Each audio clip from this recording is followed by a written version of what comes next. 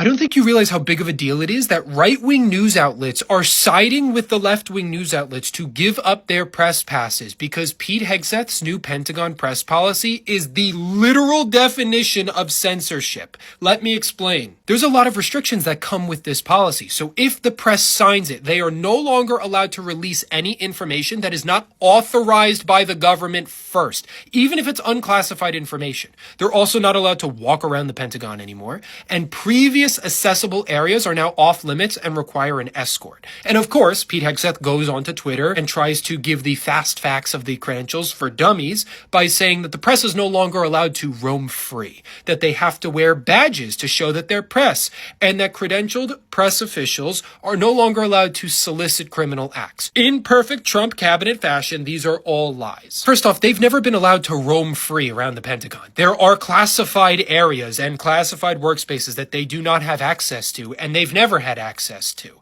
Second, they wear badges. They've been wearing badges for decades. That's how they get in the building. That's how they get their clearance. Third, any information you provide at the press briefing is and should be available to the public. If you don't want it available to the public, don't bring it to the press briefing. This is the most recent unofficial list of the news outlets that are agreeing or disagreeing with this policy. You'll notice that there's only one so far that is agreed, and on the disagreed side, there's Newsmax and the Washington Times, next to Reuters, the Associated Press, and the Guardian. This is censorship. Government-approved news reporting is what people have accused China and North Korea of doing for decades. And now we're here.